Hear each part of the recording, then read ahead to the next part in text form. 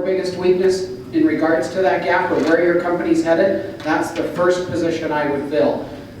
Don't fill your strength. You've got that covered. Go and fill positions because you're going to be limited funds, right?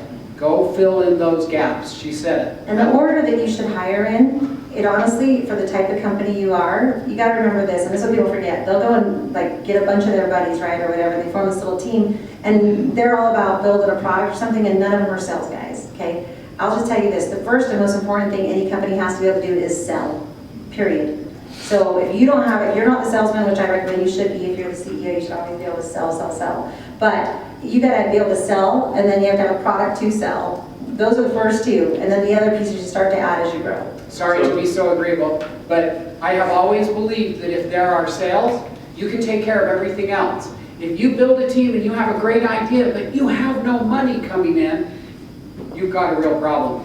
Get the sales coming, and like I said, Hire the rest behind it. my accountant and my legal, they came along after me cleaning up my messes because I make a lot of messes. But there were sales and there was money, and business is so much easier when you have money coming in. It's when you don't have money coming in. Dude, sometimes I sold off a prototype. I would take a PowerPoint of what my software was going to look like when I finished it, and I would get the client excited, and if they were willing to buy it, then I'd come back with the sale, and I'd use that money to make it.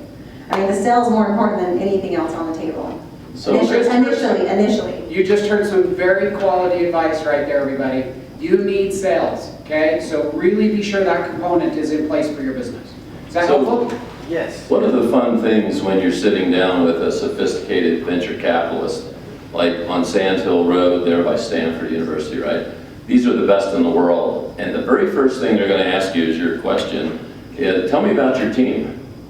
And as CEO of a startup, they're judging your value as a CEO based on who you picked. It's who you picked. I think it's the #1 job of a CEO to put the right people in the right jobs. And if your team starts sounding weak to them, guess who looks weak? The CEO. And then you know what they're saying? Not to you, to themselves after you left the room. I like the deal.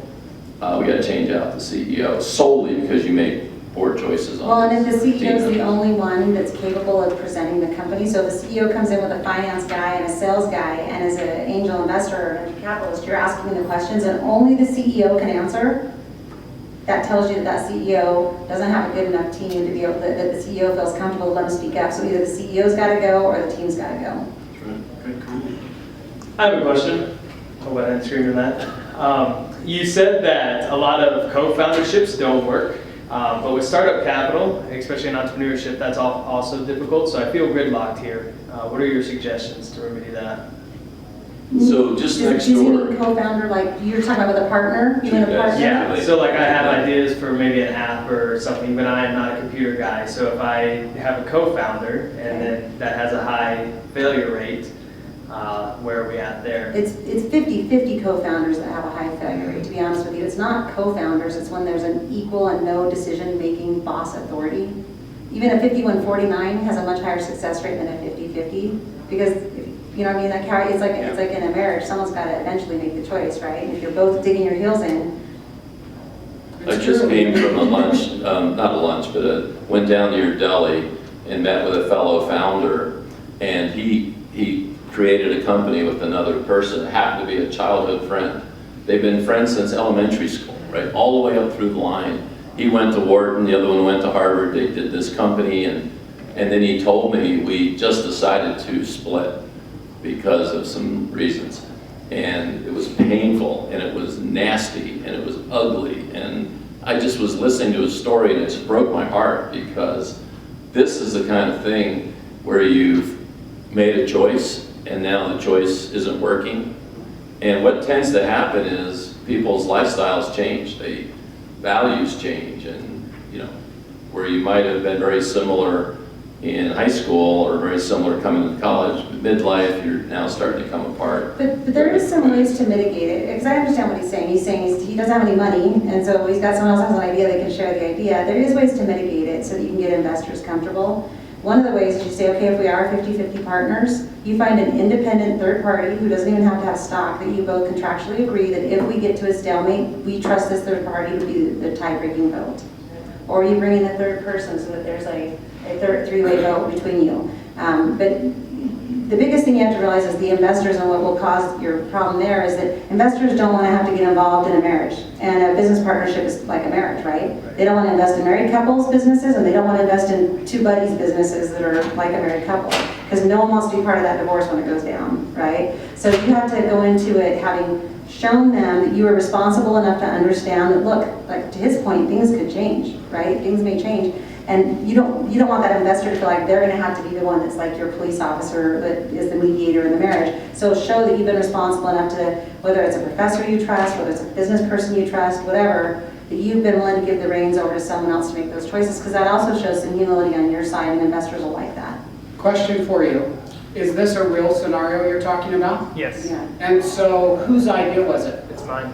It's your idea. In the future, when it's your idea, keep 51%. You're the guy. It's your idea. Programmers, app builders, they're a dime a dozen. Don't Unless, say that. The good ones are good. okay, they're less than a dime, they're, okay. But you see what I'm saying? That guy can be, though they're all over the place, you've got the idea. That puts you in the driver's seat, whether that's 51, 60, 70, or 80. It's a big I think mistake. it's 70 or 80. Yeah, I was gonna say, it's a big mistake a lot of the younger people make, because they instantly go, okay, you can have 50% too, instead of 10% might have been a lot for that person, or 20%. In my early days, I gave way too much of my companies away. And then you learn, It's a mistake. no, I'm going to give it to you in very sparse amounts. I'm going to give it to you in options, not ownership. Do you And I'm guys know gonna what that give means it to when he you. says options? Does everybody understand what he's talking about? Where you earn stock over time. It's like they earn it over time. So yeah, you get this amount of stock, you get 10%, 20%, but you're going to get a little bit every month for 4 years. And if you quit in the meantime, the part you didn't get, okay. When you're newbies, you give away too much too early. That person leaves because he's not as committed as you are. Your stock is gone. It's unretrievable. If it's options and they have to exercise them in a certain time frame, they won't. And don't you think, I would think that if you interviewed every startup entrepreneur They all later in do life, this. they would tell you that they gave up way too much up front because they didn't know better. And as soon as the It's VC a comes common in, mistake. or the PE firm, private equity, and you start doing that, you'll be sitting there the whole time calculating every single decimal point of ownership, and you will regret everything you foolishly gave away. You will be grateful that you gave it to those partners that performed, but everyone that didn't, And it's You'll not be very about being greedy either. It's not about not wanting to share the wealth with others. It's that as an entrepreneur, you're going to have to retain a lot of that equity to give to other players that come in over time, a CFO, a COO, like an investor that needs to put money in. So you just can't give away all the stock up front, because you need to retain it so that you can continue to give it to the right people and have a team, someone else. I think you should be 70, 80, 90%. Okay? What was that goal poster you were talking about earlier? I was speaking at BYU in a couple weeks about the goal poster, actually. So when I was 23, I sat down and made a goal poster and the things I wanted to achieve in my life. And I slapped it on the wall in my office and didn't look at it again for probably 7 years, 8 years. And when I came back to it, everything that was on that poster had actually happened in my life. And it was one of those holy cow moments, right? Like I wanted to be on the cover of a magazine, and I wanted to win Entrepreneur of the Year, and all these things that at the time seemed like such crazy. I was just a little bit older than you guys maybe, and it was these lofty goals. And then I looked at this thing, I was like, oh my gosh, they happened. So it just kind of triggered something like, gosh, I need to make a better goal poster, right? So bigger stuff on it now because it's working. So I did. I made a second goal poster, and on that second goal poster, I had things like sell my company for a lot of money and start a charity and be able to invest in other entrepreneurs. And a few years later, those things happened. And so then I was like, now I got to even do bigger stuff, dude. So it's like every time I've ever done a goal poster, this stuff happens. And I actually challenged my kids to make one, and my daughter thought she'd be all funny and sassy. Raise your hand now. She's here today. So she was like mocking me, and she put on "Get Lost" on her goal poster, like, haha. Guess who gets lost everywhere she goes? Power of the poster. So it actually really works. And so now every time I talk, I share a little bit more detail about the poster. I mean, my dad gave me a picture that I was single mom for a long time. He gave me a picture that got on a temple and said, put this on your poster. I was like, I'm not even dating someone, but he was a temple president out there. And 6 months later, I married that guy in Ghana Temple. So the goal poster freaking works some magic, people. It really does. And so I talk about it wherever I go. I always talk about the goal poster, and I actually challenge people to make the poster, send me a digital image of their poster, And their contact data, and I'm actually tracking them, because I write for Forbes, and I'm tracking them and I'm doing a book for them on the magic of the poster and the people that have accomplished that. And it's been pretty amazing. Actually, we had a guy in New York who's a big film producer out there. Said he mocked the article I wrote for Forbes about this poster, and he mocked it and made fun of it. And he said, but I decided to make one just to prove you wrong. And a year later, he sent me an email, sent me the poster, and told me he was going to prove me wrong. A year later, sent me, he's like, oh my gosh, I don't even know what to say to you, because everything on that poster I've accomplished, and I'm now working on poster number 2. So that's the gold poster. So go home and everybody make your poster, put your stuff on there. Ashley, how many have you done now? Because everyone she's accomplished. You're like 3rd?